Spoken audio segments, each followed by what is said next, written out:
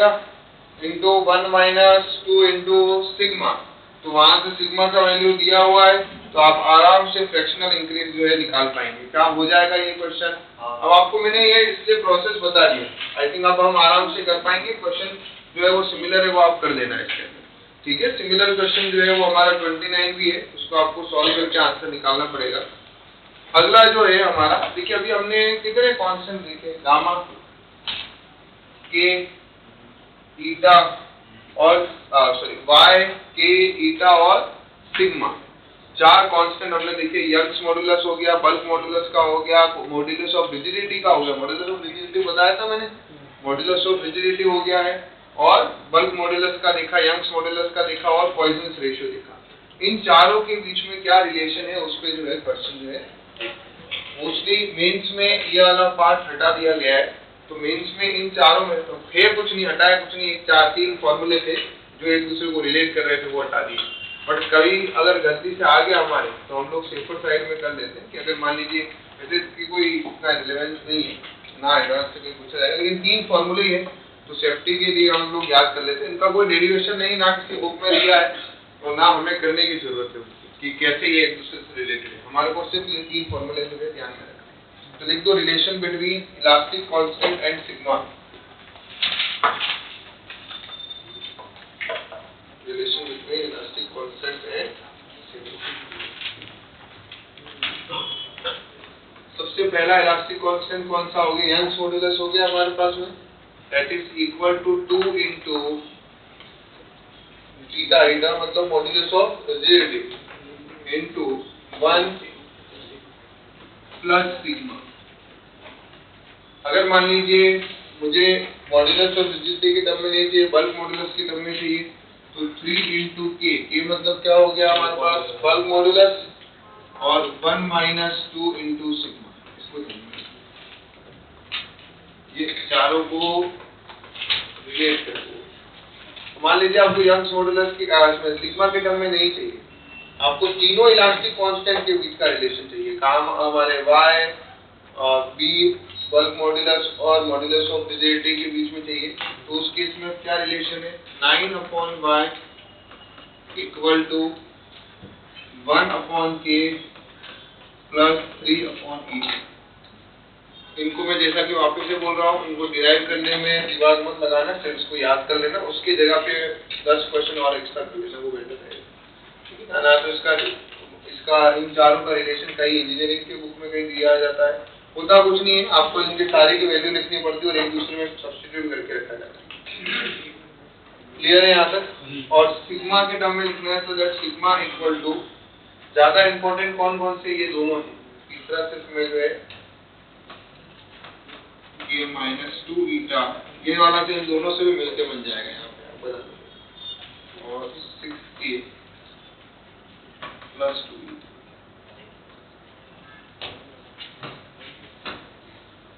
ठीक है, तो ये 3 हमारे पास में रिलेशन आ गए हैं, जिनकी हेल्प से जो है हम एक 2 वेरिएबल दिया हो और तीसरा निकालना हो तो हम आराम से निकाल सकते हैं। ठीक है, done.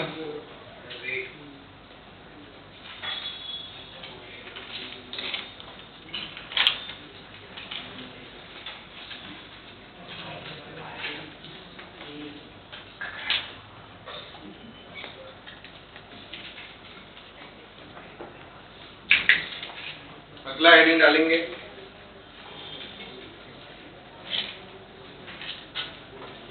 Torsion of a rigid cylinder.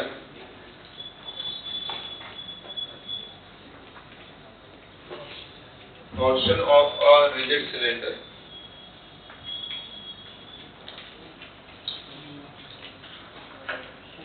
ये भी मेंस में नहीं है। Torsion of a rigid cylinder mains के पॉइंट ऑफ व्यू से जितना था वो बता दिया।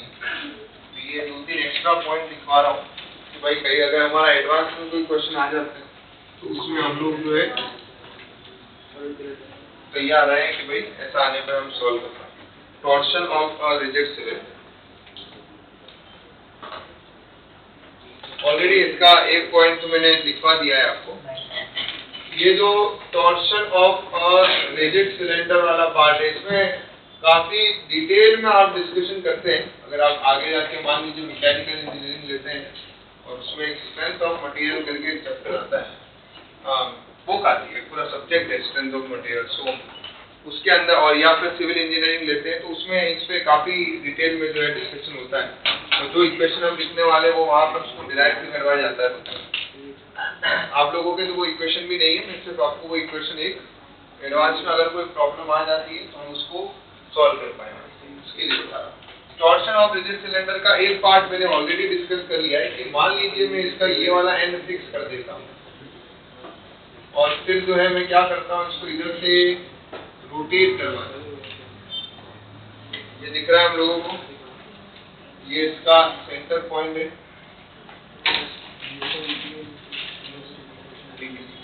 अब इस केस में क्या हो रहा है,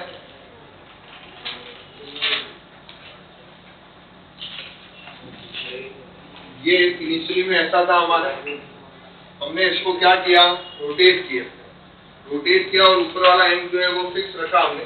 तो आपने देखा था कि इस स्लाइड में इस तरह से याद करो, मैंने ये बताया था आपको, याद आ रहा है, ये वाला एंड फिक्स। ये एंगल कौन सा बोला था मैंने, एंगल ऑफ शियर। और ये एंगल कौन सा था हमारा, angle of twist. Theta is angle of twist. इन दोनों के बीच का रिलेशन मैंने लिखा था, ये रेडियस थी हमारा r, ये लेंथ था हमारा l, तो हमने लिखा था r theta equal to l phi, yes और नो। और वहां से हमारे को थीटा का रिलेशन मिला था फाई l अपॉन r, और theta is your angle of twist. ठीक है, अब जैसे आप लोग ने यहाँ पे वर्क अगर मुझे निकालना है कि अगर मैं इसको ट्विस्ट कर रहा हूँ तो इसके लिए मैं वर्क डन कर रहा हूँ, और वो वर्क डन इसके अंदर किस फॉर्म में स्टोर हो रहा है, एनर्जी की फॉर्म में। जैसे वहां पर हम क्या करते थे, वायर को खींच रहे थे, खींचने में जो हम वर्क कर रहे थे वो कौन सी फॉर्म में स्टोर हो रहा था, एनर्जी की फॉर्म में। उसी एनर्जी को आप क्या बोलते थे, स्ट्रेन एनर्जी। ऐसे ही वायर को ट्विस्ट करने के लिए जो हमने वर्क डन किया वो किस फॉर्म में स्टोर हो रहा है, एनर्जी की फॉर्म में स्टोर हो रहा है। क्लियर। तो इसके अंदर अगर मैं बोलूं work done on the road, work done on the rod to twist is equal to energy stored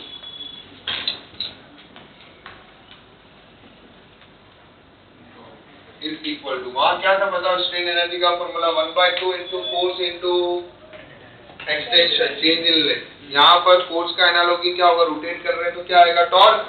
तो फोर्स का एनालॉजी क्या लिख देते हैं हम लोग, टॉर्क। ठीक है, आप चलो आप तो टाउ से टॉर्क को दिखा रहे हो, टॉर्क। वहाँ डेल्टा एल आ रहा था, यहाँ क्या आएगा, थीटा। थीटा मतलब यहाँ क्या हो गया, एंगल ऑफ ट्विस्ट। क्लियर हो गया, यहाँ पे फॉर्मूला वही लगाया मैंने, यहाँ कोई कंफ्यूजन इसके अंदर। तो ये हमारे को क्या मिला, एक तो वर्क डन का फॉर्मूला मिल गया है। यहाँ पे एक इक्वेशन लिखती है जिसको बोलते हैं टॉर्शनल इक्वेशन। क्या बोलते हैं जिसको हम, टॉर्शनल इक्वेशन। जैसे कि मैंने आपको ऑलरेडी बताया था कि ये इक्वेशन जो है वो कहाँ से आती है, ये पूरा अच्छा खासा बड़ा सा डेरिवेशन है जिसके अंदर हम शियर स्ट्रेस को, जिसके अंदर हम टॉर्क को, ये जो एंगल ऑफ ट्विस्ट है, सबको रिलेट करते हैं और वो रिलेशन बनता है। यहाँ पे टॉर्क को शियर स्ट्रेस को, ठीक है, टॉर्क अपॉन एक्सेलरेशन। ये रहा हमारा टॉर्क अपॉन, यहाँ आता है एक MOI जिसको बोला जाता है पोलर मोमेंट ऑफ इनर्शिया। क्या बोला जाता है इसको, पोलर मोमेंट ऑफ इनर्शिया। अब आप बोलोगे सर हमने तो मास मोमेंट ऑफ इनर्शिया पढ़ा है, पोलर मोमेंट ऑफ इनर्शिया क्या है, इसको भी डिस्कशन करेंगे। इक्वल टू क्या लिखा जाएगा, shear stress upon radius equal to M, theta मतलब क्या हो गया, modulus of rigidity, into theta upon L. L मतलब क्या हो गया है, लेंथ। कोई कंफ्यूजन इसके अंदर, अब मन में आ रहा होगा आपके पास में कि सर ये पोलर मोमेंट ऑफ इनर्शिया क्या होता है। जैसे आपने अभी तक पढ़ा, दो टाइप के मोमेंट ऑफ इनर्शिया होते हैं, आगे जाके आप सिविल इंजीनियरिंग करोगे तो आपको ये पढ़ाया जाएगा कि मोमेंट ऑफ इनर्शिया एक टाइप का नहीं होता है। मोमेंट ऑफ इनर्शिया सिर्फ मास मोमेंट ऑफ इनर्शिया नहीं होता है, दो टाइप के होते हैं। एक होता है एरिया मोमेंट ऑफ इनर्शिया, सुन लो बाद में लिख दो, और दूसरा होता है मास moment of inertia. Area moment of inertia जैसे आप लिखते थे मास इनटू परपेंडिकुलर डिस्टेंस का स्क्वायर, वहां मास की जगह पे कौन आता है, एरिया आता है। वहां आपका यूनिट क्या था मास मोमेंट ऑफ इनर्शिया में, KG into metre square.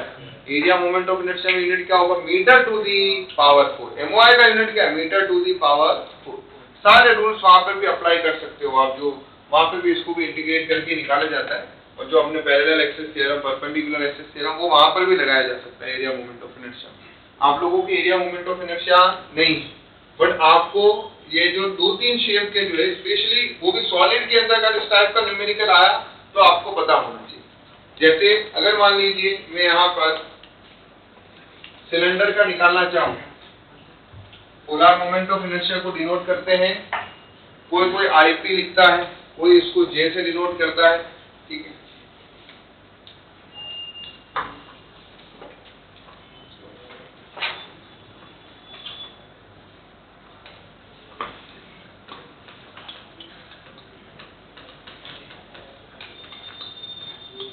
Polar MOI निकालना है और सिलेंडर, सिलेंडर का जनरली हमारे काम आने वाला है, इसको हम किससे डिनोट करेंगे, जे से, and that is equal to, या आईपी बोलना है तो भी you can say, 5 bye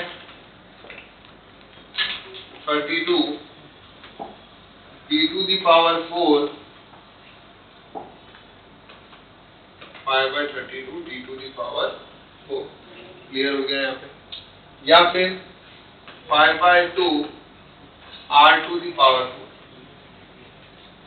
clear हो गया यहाँ पे। डी टू दी पावर 4 से क्या समझ में आ रहा है, यहाँ पे देखो आप डायमीटर को 2r लिखोगे तो आपको ऊपर क्या मिलेगा, 16 r to the power 4 cancel out होके क्या बनेगा, 5 by 2 r to the power 4। ये मिला हम लोगों को, यहाँ तक क्लियर किया। अब ये एक चीज मिल गया। यहाँ एक क्या बताना चाहता हूँ मैं, ये टॉर्सनल इक्वेशन की हेल्प से आपको क्या मिलेगा। अगर कभी कभार एक और एक वर्ड यूज होता है टॉर्सनल रिजिडिटी। क्या वर्ड यूज होता है, टॉर्सनल रिजिडिटी। जैसे हमने वहां पर भी पढ़ा है, याद करो आपने, ये रिजिडिटी वाला वर्ड जो है वो सुना हुआ है, जिसको हम स्प्रिंग स्टिफनेस बोलते थे। वो क्या होता है स्प्रिंग स्टिफनेस, जिसको हम K से डिनोट करते थे। फोर्स अपॉन क्या करते थे आप, वो चेंज इन लेंथ या x जो होता था, F बाय x होता था। तो टॉर्सनल रिजिडिटी क्या होगा, टॉर्क अपॉन थीटा। क्या होगा torsional rigidity, torque upon theta. तो ये याद रखेंगे। तो यहाँ पे हमारे को टॉर्सनल रिजिडिटी की अगर बात करें, सारे पॉइंट्स की फॉर्म में लिखते जाना बढ़िया से। तो आपको टॉर्सनल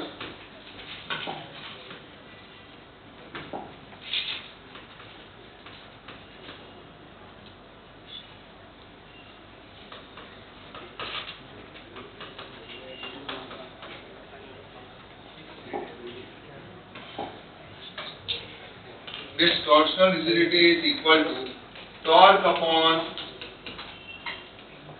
theta। क्या होता है torsional rigidity, torque upon theta. Clear है। तो आपको जो टॉर्सनल रिजिडिटी मिलेगा वो क्या मिलने वाला है, टॉर्क अपॉन थीटा। अब टॉर्क अपॉन थीटा वहां से हम निकाल रहे, देखिए अब आप क्या करेंगे, टॉर्क अपॉन थीटा जब लिखते हैं तो क्या बचेगा, देखो थीटा इनटू ये पोलर मोमेंट ऑफ इनर्शिया जे इधर आ जाएगा अपॉन एल। थीटा इनटू इसको यहाँ सब्स्टिट्यूट करो तो कितना आएगा, ये 5 बाय 32 डायमीटर का पावर 4 अपॉन, ठीक है। तो ये किसका फॉर्मूला मिल गया हमें। अगर कभी भी आपको टॉर्सनल, ये वाले इक्वेशन कहाँ से आया समझ में आया ना, इन दोनों की हेल्प से निकाला मैंने, इन दोनों की हेल्प से। टॉर्क ये थीटा को इधर भेज दिया, टॉर्क अपॉन थीटा ये इधर आ गया, theta into polar moment of inertia into L. तो theta into polar moment of inertia upon L. Polar moment of inertia और सिलेंडर का मैंने फॉर्मूला लिखा है, तो वहां से मुझे टॉर्सनल रिजिडिटी का फॉर्मूला मिल चुका है। और इसको हम डिनोट करते हैं C से।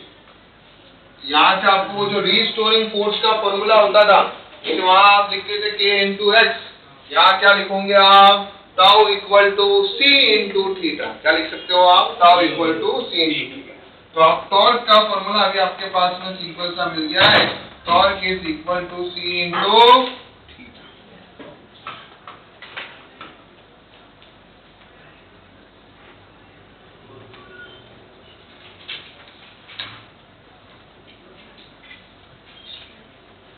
डायमीटर की टर्म में नहीं लिखना है, रेडियस की टर्म में लिखना है तो भी आप लिख सकते हो, equal to pi by 2 theta radius का पावर 4 इंटू है। यहाँ से आपको वर्ग निकालना है तो वर्ग भी आप आराम से निकाल सकते हो, सी इंटू टाउ का है ही हमारे पास में फॉर्मूला।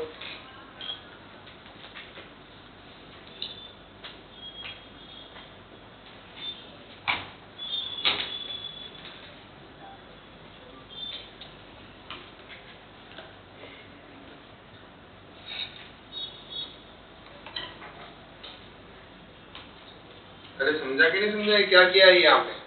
टॉर्सनल रिजिडिटी का फॉर्मूला कभी कभार अगर पूछ ले टी किसके डायरेक्टली प्रोपोर्शनल है तो आप बोल सकते हो r टू द पावर 4 के जो है डायरेक्टली प्रोपोर्शनल है, इसलिए ये रिलेशन जो है डिराइव करवाया है।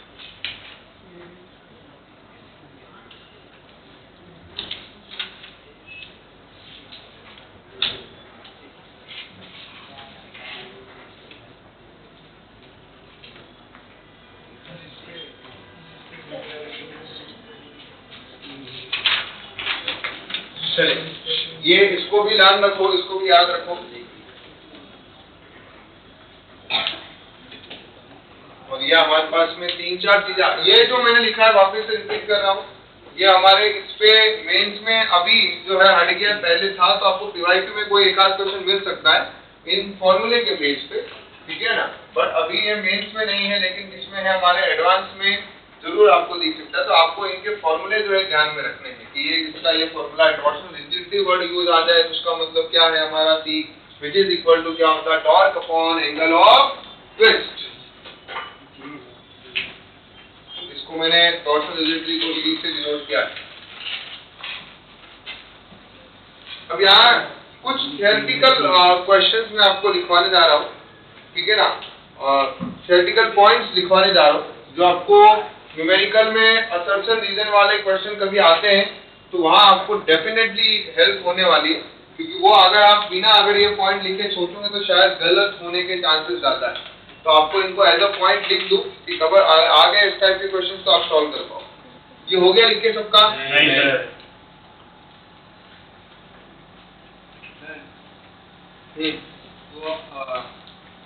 शियर स्ट्रेस अपॉन रेडियस है ना, shear stress upon radius, yes. तो वहाँ पर आपने एल आएगा कि आर आएगा?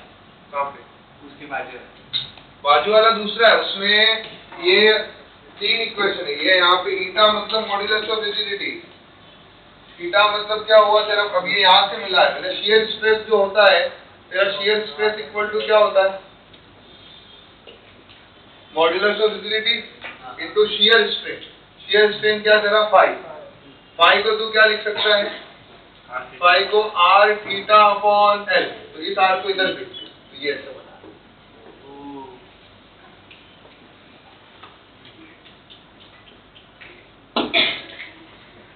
या, और यहाँ से यहाँ तक भी आने में थोड़ा डेरिवेशन है, बट अभी उसकी जरूरत नहीं।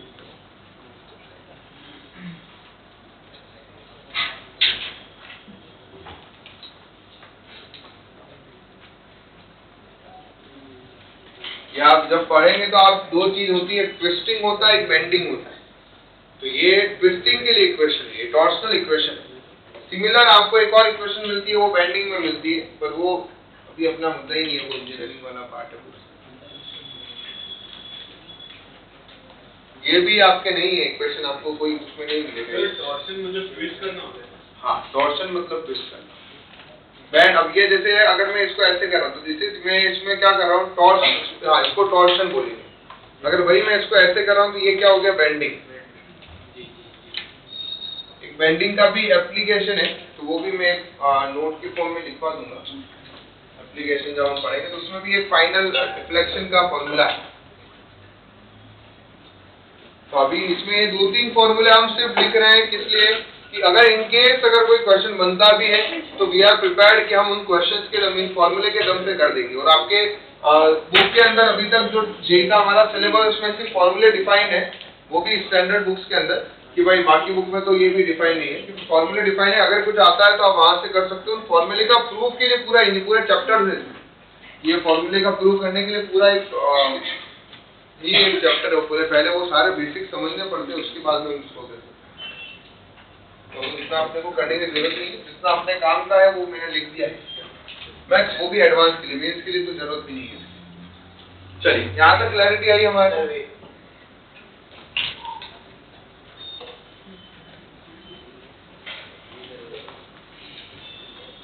अगला जो हमारा पॉइंट होगा,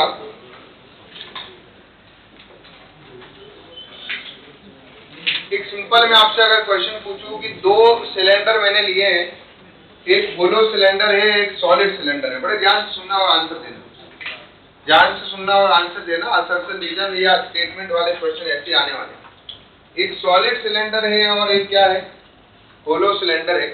दोनों का मटेरियल सेम रखा हमने, दोनों का मास जो है डेफिनेटली सेम है, और दोनों का लेंथ सेम है। क्या सेम है? मास और लेंथ दोनों का ही सेम है। तो आप मुझे बताइए कि किसको ट्विस्ट करने में मुझे ज्यादा टॉर्क लगाना पड़ेगा? वाई होलो और वाई सॉलिड? होलो में रेडियस, अगर दोनों का मास सेम है तो रेडियस होलो का बढ़ गया। बहुत बढ़िया, वेरी गुड। कि भाई होलो का रेडियस बढ़ेगा, इस वजह से जो है हमें टॉर्क ज्यादा लगाना पड़ेगा, क्योंकि टॉर्क में फोर्स के अलावा जो है रेडियस का भी बड़ा इंपॉर्टेंट रोल है। तो टॉर्क ज्यादा कहाँ लगाना पड़ेगा हमें? होलो वाले पार्ट में। अब दूसरा क्वेश्चन देखिए, ठीक है, यहाँ पे समझ में आया किसके अंदर ज्यादा एनर्जी स्टोर होगी, होलो में या सॉलिड में? होलो में ज्यादा एनर्जी स्टोर होगी। द रीजन उसका टॉर्क ज्यादा है, formula is half into tau into theta. Yes और नो? तीसरा देखिए क्वेश्चन क्या है, देखिए अगर ज्यादा जिसमें एनर्जी स्टोर हो रही है तो एनर्जी जो डिलीवर करेगा वो भी कौन करेगा? होलो वाला ही करेगा। इसीलिए आपने देखा होगा कि मैक्सिमम जगह पे जहां पे भी शाफ्ट होती है ना, वो चाहे ट्रांसमिशन शाफ्ट हो या आपके ऑटोमोबाइल के अंदर शाफ्ट हो, वो सारी कौन सी होती है? होलो शाफ्ट रखी जाती है। कौन सी रखी जाती है? Hollow shaft. क्योंकि होलो शाफ्ट के अंदर क्या होगा, एक तो उसके अंदर जो है आपको ब्रेक करना भी डिफिकल्ट किसको होगा? होलो को। क्योंकि उसको ब्रेक करने के लिए जो टॉर्क चाहिए, जो वर्क चाहिए, वो भी किसमें ज्यादा चाहिए? होलो में ज्यादा चाहिए as compare to the solid. तो इसीलिए जितनी शाफ्ट होती है वो कौन सी होती है? सॉलिड शाफ्ट, होलो शाफ्ट रखी जाती है, ना कि सॉलिड शाफ्ट। क्लियर? सर वो टॉर्क ज्यादा क्यों है होलो का? मास अगर आपने दोनों का मास सेम रखा है, सेम, इसलिए मैंने बोला ना सेम मास और सेम लेंथ। अगर आप सेम मास का जितना आपके पास एक सर्टेन मास है, अब आप उससे अब एक तो चाहो कि आप एक क्या बना दो, सॉलिड शाफ्ट बनाओ जिसका रेडियस कम होगा। रेडियस कम होगा तो आपको टॉर्क के लिए क्या चाहिए? Force into perpendicular distance. तो आपने अगर 10 न्यूटन का फोर्स, आप फोर्स का एक लिमिट कर दिया यार, मैक्स टू मैक्स में 10 न्यूटन लगा सकता हूँ, तो मुझे टॉर्क जो मिलेगा वो force into perpendicular distance which is R. वही अगर तूने होलो शाफ्ट बनाया तो क्या होगा? उसका रेडियस बढ़ेगा, क्योंकि तेरे पास मास तो सेम ही था, सेम मास था, सेम वॉल्यूम, तो तूने उसको क्या कर दिया है, अब जो तूने बनाया वो होलो वाला बनाया तो उसका रेडियस बढ़ गया। तो उसके इसमें तेरे को टॉर्क, उसको घुमाने के लिए जो चाहिए वो टॉर्क का वैल्यू ज्यादा, तो उसको ट्विस्ट करने के लिए जो टॉर्क चाहिए उसका लिमिट बढ़ गया। टॉर्क का लिमिट बढ़ गया तेरा, कि भाई अभी तू इस केस में थोड़ा और ज्यादा टॉर्क भी लगाएगा तो भी ये ट्विस्ट। क्लियर? लिख दो इसके अंदर एक पॉइंट बना के, ये वाला जो भी हमने डिस्कस किया है, ये भूल जाऊंगा। For a hollow and solid cylinder of same mass and length, ये आया हुआ है किसी एग्जाम में इसलिए इसको डाला है। For a hollow cylinder and solid cylinder of same mass and same length, same mass and same length,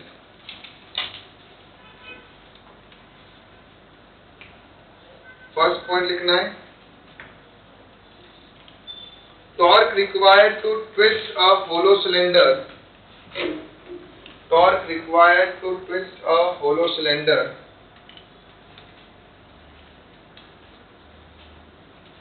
is greater than solid cylinder.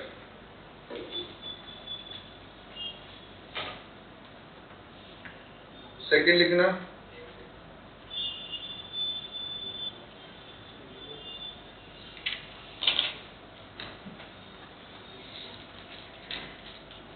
more energy stored in hollow cylinder.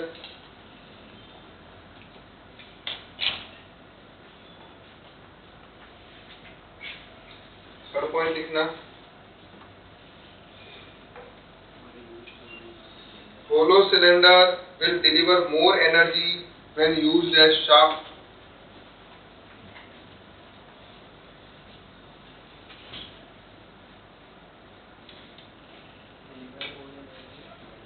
When used as shaft.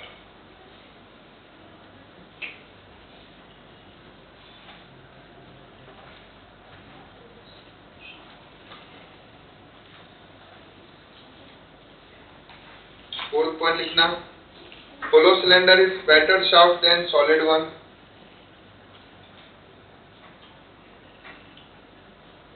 And it is hard to bend. Hollow cylinder is better shaft than solid cylinder and it is मतलब कौन, hollow cylinder जो है difficult होगा bend करना है, bending में भी twist करना तो difficult है ही है, and it is hard to bend. दोनों ही मैंने ऑप्शन दे दिए, bend और चाहे तो स्लैश करके आप twist का मैंने ऑलरेडी ऊपर मेंशन कर दिया, पर चाहिए तो वापस से आप सर उस शाफ्ट वाला एक बार वापस बता सकते हैं, शाफ्ट क्या होता है? शाफ्ट क्या होता है? शाफ्ट मतलब अभी जैसे आपने कोई भी ट्रक या उसके नीचे देखा होगा कि एक पाइप सा लगा रहता है जो आपके नीचे जो है इस तरह से रोटेट होता रहता है, तो वो शाफ्ट होगा। या कोई भी जैसे अभी ये शाफ्ट यहाँ दो डिस्क लगाया हुआ है, इस डिस्क को घुमा रहा हूँ तो यहाँ पे एक और डिस्क कनेक्ट करके रखा हुआ है, ये डिस्क घूमेगी तो ये शाफ्ट घूमेगा, ठीक है ना। जैसे अभी आपने मान लो पावर प्लांट के अंदर क्या हो रहा है कि आपने टरबाइन पे वाटर गिराया, टरबाइन घूम रहा है, तो टरबाइन जो है उसकी ब्लेड से कनेक्ट होता है जहाँ पे ये शाफ्ट कनेक्ट होती है, तो साथ में क्या घूमेगी, ये शाफ्ट भी घूमेगी, तो ये शाफ्ट इसको बोलते हैं। अब ये शाफ्ट को हमें होलो रखना चाहिए या सॉलिड रखना चाहिए उसकी बात चलती है, तो अगर आप होलो रखते हो सेम मास और सेम लेंथ में तो इसको बेंड करना डिफिकल्ट होगा, ठीक है ना। उसको इसलिए आपको ज्यादातर शाफ्ट जो है वो कौन सी मिलती है, सारी की सारी होलो शाफ्ट, ठीक है। कोई कंफ्यूजन इसके अंदर, कोई दिक्कत की बात?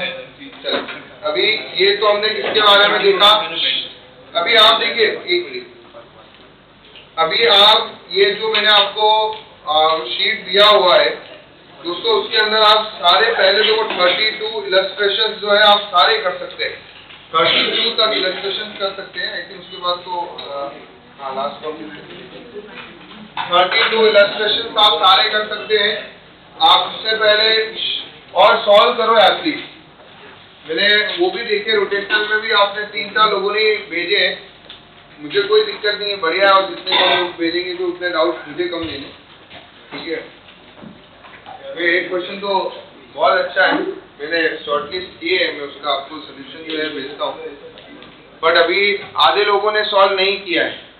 अगर आप नहीं सॉल्व कर रहे हो, आप अपने इच्छा है, कोई दिक्कत नहीं, बढ़िया आराम से मजे करो, तो बाद में मत आना कि ये हो रहा है ये हो रहा है। स्टार्टिंग में स्टार्टर लेवल 1 के अंदर 6.6 तक करना है आपको, स्टार्टर लेवल 1 के अंदर 6.6, ये 6.1, 6.2, 6.3, 6.4, 6.5 और 6.6, ठीक है। मॉड्यूल बनाए, मॉड्यूल अगला लेक्चर लास्ट लेक्चर है इसका, ठीक है ना। 2-3 थोड़ा थियोरेटिकल पार्ट बताना है बस सिर्फ और सिर्फ कि भाई वो ग्राफ कौन कौन से हैं, ठीक है। थोड़ा थियोरेटिकल पार्ट है और 2-3 नोट और लिखवाने हैं, कोई न्यूमेरिकल से रिलेटेड 2-3 नोट है और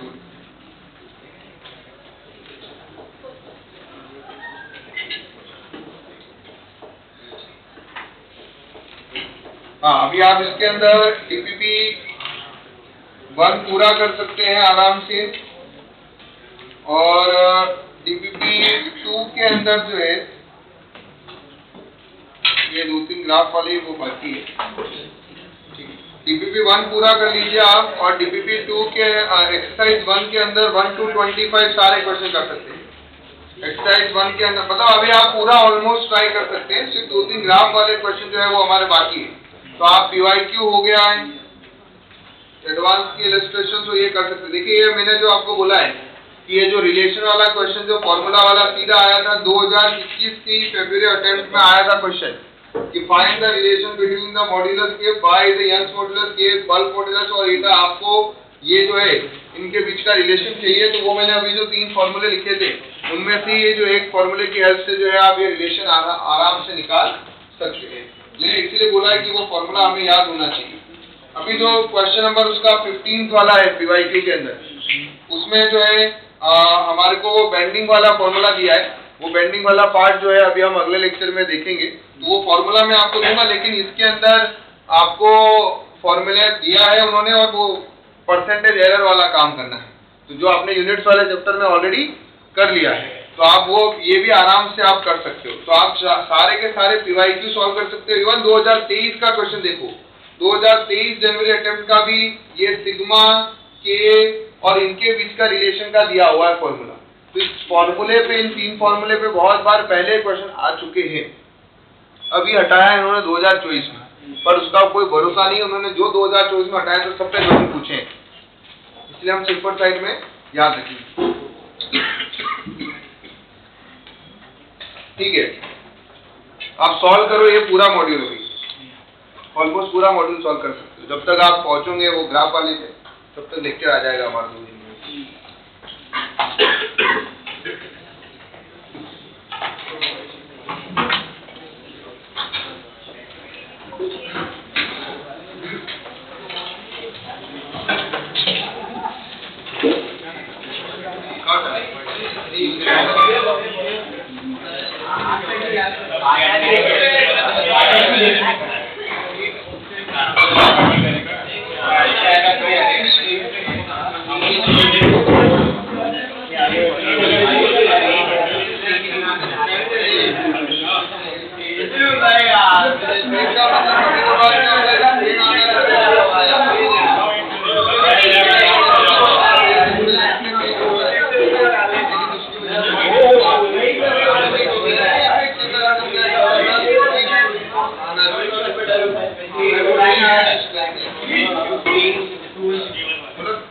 जनरली क्या होता है, स्ट्रेन किसकी वजह से आ रहा है, स्ट्रेस की वजह से। But in some cases strain आ रहा है लेकिन स्ट्रेस नहीं है, तो वो दोनों इंडिपेंडेंट है।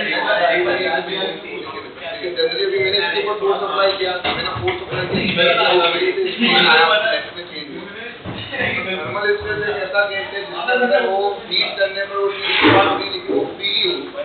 और अगर उसको मैं 2 के सपोर्ट के बीच में रखूं, उस केस में जो स्ट्रेन आया वो किस वजह से आया, तो ऐसा हम हर बार नहीं बोल सकते कि